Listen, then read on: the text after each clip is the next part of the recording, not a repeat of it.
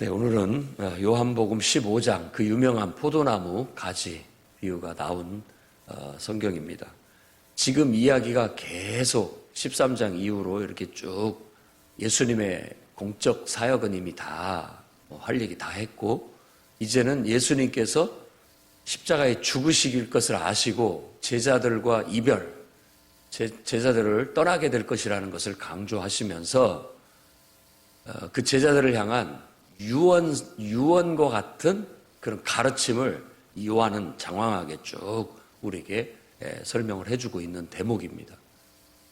그래서 더 의미가 있게 받아들이도록 이렇게 얘기를 하는 겁니다. 아마 여러분들도 죽기 전에 내가 정신이 온전할 때 정말 내가 자녀들한테 해줘야 할 말 있다면 미리 이렇게 아주 충분히 의미 있게 해주고 여러분들이 하나님 나라에 가게 된다면 자녀들이 아마 다른 때 들었던 모든 말들보다도 더 깊이 마음에 새기고 아마 살아가게 될 겁니다. 그렇게 한번 잘 이용해 보는 것도 좋은 방법이 아닐까 생각이 듭니다. 오늘 말씀 속에는 순전히 제자들과의 관계, 더 나아가서는 이 제자들에 대한 얘기가 앞으로 교회가 세워져서 초기 교회의 미래에 대한 이야기까지 다 내포하고 이런 말씀을 교훈으로 주고 계시는 듯 합니다. 일단 나는 참 포도나무고 우리 아버지 하나님은 농부고 우리는 그의 가지다. 예수님은 참 포도나무고 하나님은 농부고 우리는 가지다라는 비유를 통해서 하나님, 예수님, 그리고 나와의 관계를 잘 설명해 주고 있어요. 목적은 뭐냐? 열매를 풍성히 맺는 것. 열매를. 그러니까 농부이신 하나님의 바람에 맞게 그 농부이신 하나님이 기뻐하시는 열매를 맺으려면 참 포도나무에 나는 가지로서 잘 붙어 있어서 그 가지가 잘만 붙어 있어서 그 나무를 통해서 공급을 받게 되면 열매를 맺는다라고 그렇게 얘기합니다. 이런 비유의 말이나 마태마가 누가의 말이나 똑같은데 씨 뿌리는 비유예요. 하나님은 농부고 농사꾼이시고 그러니까 씨를 뿌리는 거예요. 그 씨는 어떻게 보면 예수 그리스도라고도 할 수 있고 우리에게 주어진 하나님의 말씀이라고 할 수 있는 거죠. 그 말씀을 우리가 정말 막힘없이 그대로 행동하고 그대로 이루어내게 되면 많은 열매가 맺어지게 될 거고 그 열매가 맺어지면 그거 하나님 앞에 다 거둬들이게 된다. 하나님께서 그걸 마치 우리의 삶의 구원이라고 얘기하는 것처럼 얘기합니다. 여기서는 우리는 포도나무에 붙어있는 가지예요. 가지는 열매를 충실히 맺어야 되는 겁니다. 근데 열매 맺지 않은 나무들은 결국은 잘라서 다 불에 태우듯이 태워버린다. 쓸모가 없기 때문에 우리 인생도 정말 모든 인간은 원래 이런 목적을 위해서 창조주의 선한 열매를 맺기 위해서 지은 바 되었어요. 그런데 우리가 창조주를 인정하지 않고 자꾸만 내 마음대로 내 멋대로 가려고 하기 때문에 그것이 죄가 되고 그것이 우리의 값어치를 떨어뜨린다고 해서 타락이라고 하고 그 타락하고 값어치가 없는 것들은 마치 농부가 다 잘라서 불태우듯이 우리 인간들도 그럴 수 있다라는 것을 비유적으로 얘기하는 겁니다.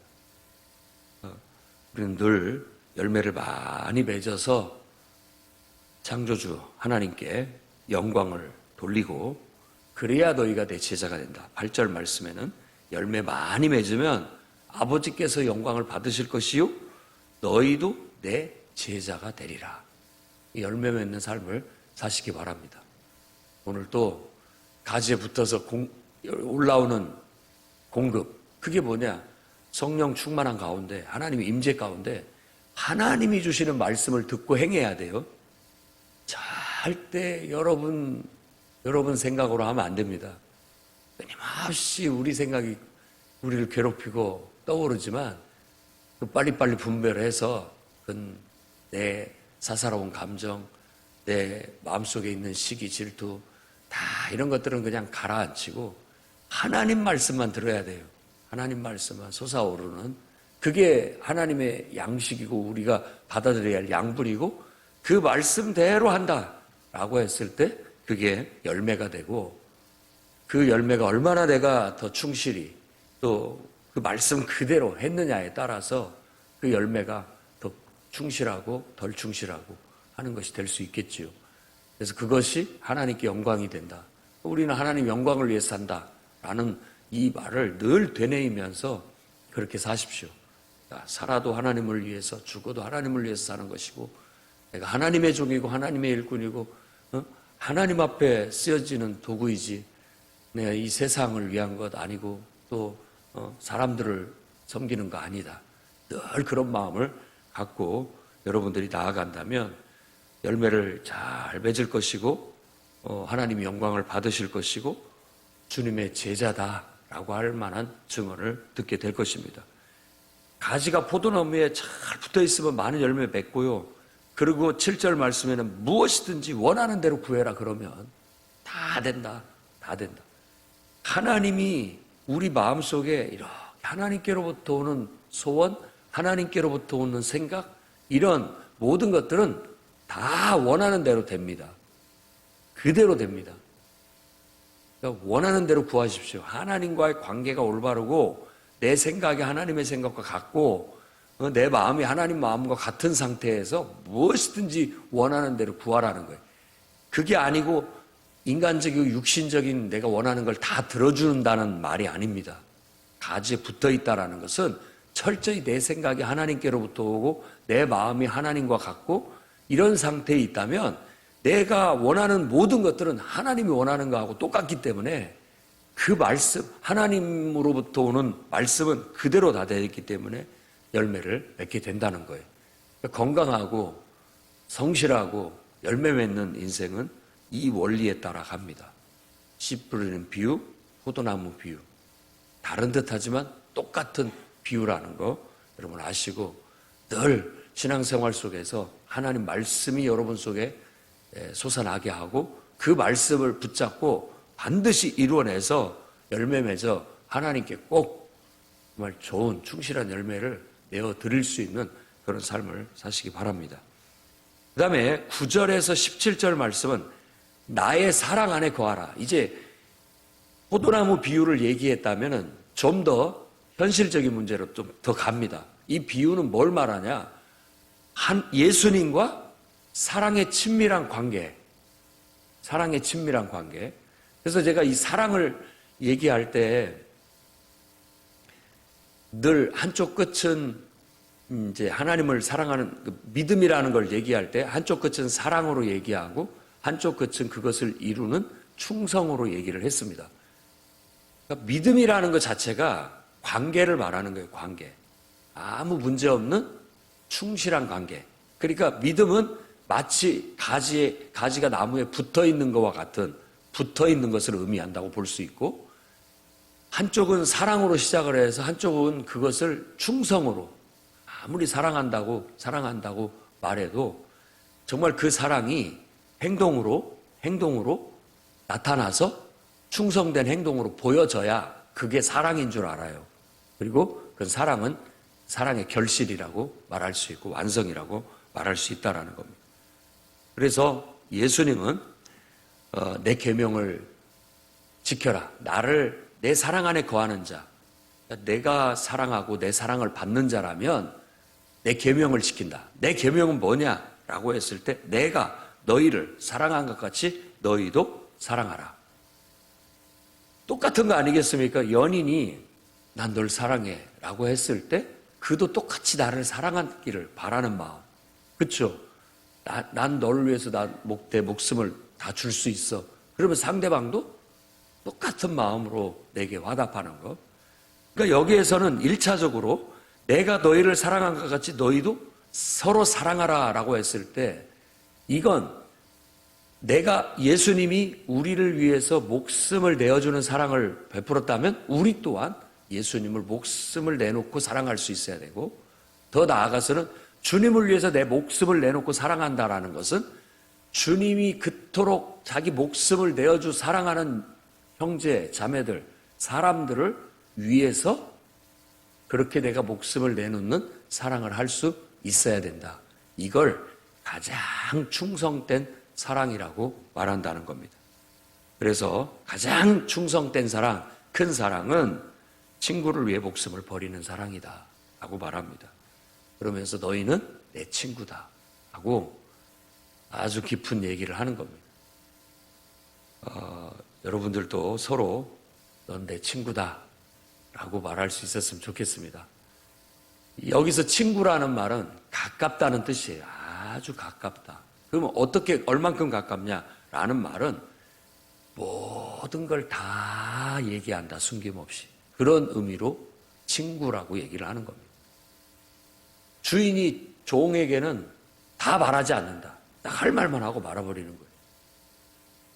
그리고 다 공개하지 않아요. 그러나 친구한테는 그러지 않는다. 있는 거 없는 거 다 얘기하고 다 털어놓는다. 어떤 그런 의미로서 친구라고 얘기하는 거예요. 나는 아버지께서 내게 주신 것, 아버지에 대한 모든 거 나만 갖고 있지 않고 그 모든 것을 지금 너희들한테 다 털어놨다. 더 뭐 숨길 것도 없이 있는 그대로 다 얘기했다. 그러면서 너희들은 내 친구다. 이렇게 얘기합니다. 그 말은 내가 너희들을 위해서 내 목숨을 내놓는 것이다. 라고 말하는 것과 같습니다. 그리고 이렇게 얘기합니다. 내가 너희를 택했다. 그리고 너희는 그 이유는 가서 열매를 맺고 내 이름으로 아버지께 무엇을 구하든지 다 받도록 그런 어떤 축복, 특권을 얻게 하기 위해서 내가 너희들을 택하였고 내 곁에 뒀고 친구로 여겨 모든 것을 다 너희와 공유했고 그럼으로써 너희들이 나처럼 똑같이 열매를 맺고 하나님 앞에 구하는 것은 다 받을 수 있도록 하게 하기 위해서였다라고 말하는 겁니다. 자, 교회 목회가 그런 겁니다. 똑같아요. 여러분들을 하나님이 보내주시고 불러주시면 그들을 택해서 가르치고 세우고 그래서 그 사람들이 제자훈련되고 사역훈련 받아서 열매 맺게 하고 기도하면서 정말 하나님으로부터 말씀을 받고 그 말씀을 다 성취하는 그런 제자로서의 합당한 삶을 살도록 세우는 게 교회가 존재하는 이유고 목적인 거예요. 예수께서 제자들을 세운 것처럼 교회도 이와 같은 제자를 세우는 사역들을 계속 해 나가야 되겠습니다. 17절 말씀을 보면 이것을 너희에게 내가 이렇게 명하는 이유는 너희도 서로 사랑하게 하려 함이라. 그래서 오늘 말씀 속에서 하나님의 음성을 듣는다면 서로 사랑하라. 첫째는 정말 하나님이 나를 위해서 인간으로 낮아지시고 십자가에 목숨을 바쳐 나에 대한 사랑을 보여주신 것처럼 나도 주님 말씀이라면 십자가까지도 따라갈 수 있는 기꺼이 내 한 목숨을 주님의 영광을 위해 드릴 수 있는 그런 신앙으로 여러분들 나가시기를 바랍니다. 주님을 위해서 내 목숨까지도 내놓을 수 있다는 신앙의 고백은 여러분이 예수께서 피로 값주고 사신 영혼들을 위해서 여러분들의 시간을 바치고 물질을 바치고 여러분들의 모든 것들을 드리는 것을 의미하기도 한다는 것. 그게 바로 서로 사랑한다는 의미라는 걸 아시고 말로만 사랑하지 마시고 정말 목숨까지도 다 바치는 그런 온전한 큰 사랑, 충성된 사랑, 친구를 위해 목숨을 내놓는 그런 사랑의 실천을 하시기를 바랍니다. 이 사랑에 대한 강조는 요한이 똑같이 쓴 요한 1서에도 아주 강조하고 있어요. 우리가 사랑한다고 하지만 우리가 먼저 사랑한 게 아니다. 그분이 먼저 우리에게 사랑을 베풀었기 때문에 우리도 그분을 사랑하게 된 것이다 라고 말하면서 사랑이 없으면 안 된다라는 걸 다시 한번 강조하고 있죠. 사랑을 그냥 달콤하고 고상하고 이렇게 부드럽고 친절한 그런 걸로만 생각하지 마십시오. 실질적인 필요, 실질적으로 도움을 주는 것, 이게 진짜 사랑인 겁니다. 그게 다소 좀 거칠더라도 그게 사랑인 것이지, 부드럽고 달콤하다고 하면서도 아무것도 실질적으로 해주는 것이 없다면 그건 사랑이 아닙니다. 여러분들도 착각하지 마십시오. 진짜 사랑은 거칠게 말하더라도 자기 모든 걸 쏟아 부어주는 사람이 사랑인 거예요. 그래서 부모가 아무리 잔소리하고 자녀를 훈육하고 꾸중을 해도 부모는 자기 모든 걸 자녀를 위해서 쏟아 붓기 때문에 그걸 사랑이라고 하는 겁니다. 실질적인 것이 사랑인 것이지, 말로 부드럽게 하고 친절하게 하고 좋게 얘기한다고 그게 사랑이 아닙니다. 예수님은 자기 목숨을 바쳐 우리를 사랑하셨고 실질적으로 사랑을 보여주셨습니다.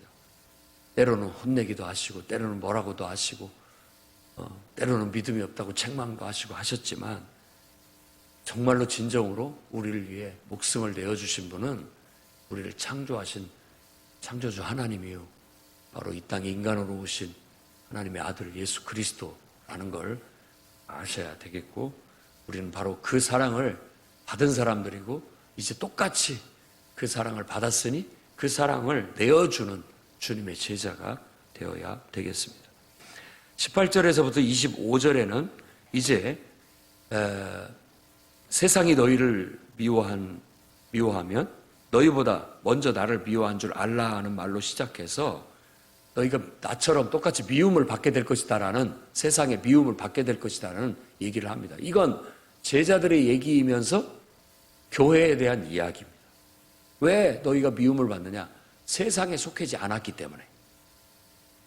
세상에 속했지 않았기 때문에 그들은 우리를 미워한다.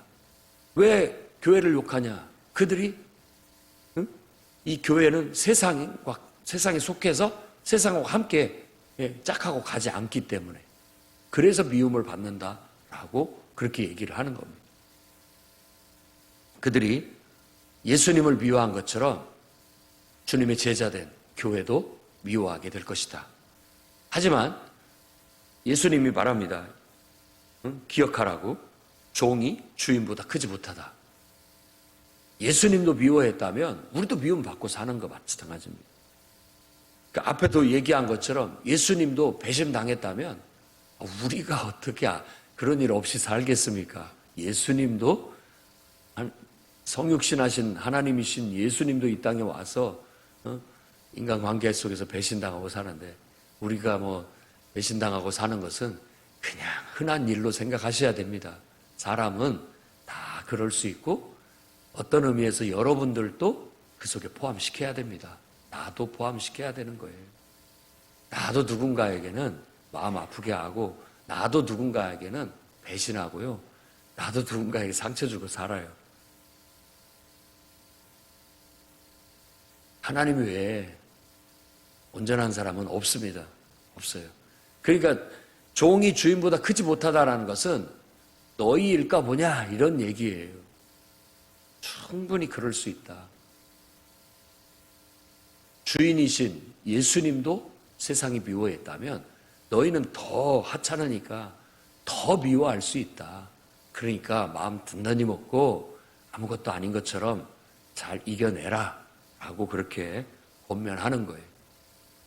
여러분들이 이 세상을 떠나고 자녀들이 세상에 살아갈 때 정말 어찌 보면 행복하고 복된 세상에 잘 살아라 라고 축복해주고 가고도 싶지만, 이 거친 세상에서 이놈이 어떻게 살아낼까 걱정이 앞서죠. 제 밥벌이나 하고 내가 없더라도 꿋꿋하게 당당하게 살아갈 수 있을까 염려가 많이 됩니다. 충분히 그런 일들이 있을 줄을 마음에 예방하게, 대비하게 만들고, 야, 세상 만만하지 않아. 너희들 많은 미움도 받게 되고 역경도 받게 되고 박해도 받게 되고 험난할 거야. 마음 단단히 먹고 내가 없더라도 힘있게 살아, 당당하게 꿋꿋하게 살아 라고 아마 여러분들도 말해주고 싶을 거예요. 주님도 똑같은 겁니다. 내가 떠난다고 너무 슬퍼하지 말고, 내가 너희들 곁에 없다고 너무 낙심하지 말고, 너희가 내가 없는데 미움받고 박해받고 이런다고 해서 낙심하고 좌절하지 말아라. 콧바트리고 앉아있지 말고 어두운 데 가서 그냥 웅크리고 앉아서 낙심하고 주저앉아 있지 마라. 당당해라. 당당해라. 나도 박해받았고 나도 박해한 것처럼 너희도 박해받을 것이지만 또 한 가지 기억해라. 내 말을 내가 그들에게 가르쳤을 때 누군가는 내 말을 따랐고 지킨 것처럼 너희 말도 누군가는 지킬 것이다. 그러니까 안 듣는 사람, 안 따라오는 사람, 그 사람한테 목매일 거 없고 그런 사람들은 하나님께 맡기고 가르쳤을 때 듣고 순종하는 사람, 따르는 사람, 그런 사람 데리고 그런 사람과 함께 열심히 해라라는 그런 어떤 교훈과도 같은 겁니다. 내 말을 지켰은즉 너희 말도 지킬 것이다. 너희가 가르치면 다 안 듣고 불순종하고 이런 사람만 있는 거 아니다. 그 중에는 너를 따르고 네 말을 지키는 사람이 있다. 그 사람들 데리고 목회하는 것이고 그 사람들에게 진리의 말씀을 전하는 것이고 그 사람들을 중심으로 교회는 세워져 가는 것이다. 그렇게 말하는 듯합니다. 그들이 왜 너희를 미워하느냐? 하나님을 모르기 때문이다. 아버지를 모르기 때문에. 하나님을 모르기 때문에 나를 미워하는 것이고 결국은 그것은 하나님을 미워하는 거나 똑같은 것이다 라고 말하는 겁니다. 나를 미워하는 것은 있을 수 있어 괜찮아요. 그러나 정말 내 속에서 하나님이 역사하는데 그 하나님을 거역하거나 미워하는 것은 더 큰 문제가 된다라고 예수님이 다른 성경에는 그렇게 강조하기도 합니다. 만일 내가 하나님을 전하지 않았다면 죄가 없을 것이다. 내가 하나님 말씀을 전하지 않았다면 그 사람들은 죄가 더 덜할 것이다. 왜? 몰랐기 때문에 못했습니다라는 말은 할 수 있잖아요. 그러나 이미 가르쳤고 이미 하나님 말씀을 그에게 주었는데도 그걸 듣고도 만일 그렇게 한다면 죄는 더 크다. 그런 줄 알아라 라고 가르치고 있는 겁니다. 그 다음에 시편 35편 19절과 69편 4절 똑같은 내용이 나오거든요. 그 말씀을 인용해서 까닭 없이 나를 미워하는 자들, 다윗의 시에 그 다음에 부당하게 나를 미워하는 자들이라고 거기에는 그렇게 표현이 나옵니다. 이유 없이 미워해요. 부당하게 나에게 대적해요. 그런 것에 대해서 다윗도 그가 인생 속에서 그런 경우를 많이 겪었기 때문에 그런 문제를 가지고 하나님 앞에 가서 기도로 아뢰고 찬송으로 아뢰다라는 것을 알 수 있고 바로 그런 말씀을 인용해서 똑같이 우리도 기도로 이겨내야 되고 찬양으로 이겨내야 된다라는 걸 말해주고 있는 것입니다. 이건 말씀의 성취다. 성경 말씀은 우리 삶에 그대로 일어나요. 그런 일들은 계속 반복적으로 일어나요. 어찌됐든 이해관계를 떠나서 모든 인간은 항상 까닭 없이 미움을 받는 것 같고 부당하게 미움을 받거나 처신을 받는다라고 느끼고 살아요. 어떻게 해야 됩니까? 다윗처럼 하나님 앞에 가서 하소연하고 토로하고 기도로 이겨내셔야 됩니다. 하나님의 도움을 구하고 그런 어떤 속에서 제일 큰 문제가 뭐냐면 낙심이거든요. 마음을 자꾸 뒤로 물러서게 되는 이거 안 된다는 거예요. 오히려 정말 그런 부당함 속에서도 그런 어떤 이유 없는 고난 속에서도 당당하게 그 모든 것들을 알 수는 없지만 마음이 상하고 기분은 언짢지만 그거 하나님 앞에 가서 다 털어내고 툴툴 털고 다시 일어서야만 우리가 앞을 향해서 나아갈 수 있고 또 하나님의 뜻인 열매를 맺어낼 수 있으니까 그렇게 해야만 됩니다. 그렇게 하셔야 됩니다. 여러분들이. 그것은 누구도 다 대신해 주지 못해요. 스스로가 이겨내야 되고 스스로가 툴툴 털고 일어서야만 가능한 일이에요. 그건 이해관계로 되는 게 아닙니다. 감정의 문제고 내 자신과의 싸움의 문제예요. 우리 자신과의 싸움은 그 밑면을 이렇게 떠들러 보면 사탄과의 싸움입니다. 없이 나를 주저앉히고 끊임없이 나를 망가뜨리려고 하는 사탄의 술수에 내가 빠져들어 버리면 헤어나오지 못하고 그 독소에 빠져버리면 꼼짝없이 아무것도 못합니다. 그런데 우리가 거기서 일어날 수 있는 것은 다윗이 보여준 것처럼, 예수님께서 지금 말씀하신 것처럼 기도해야 됩니다.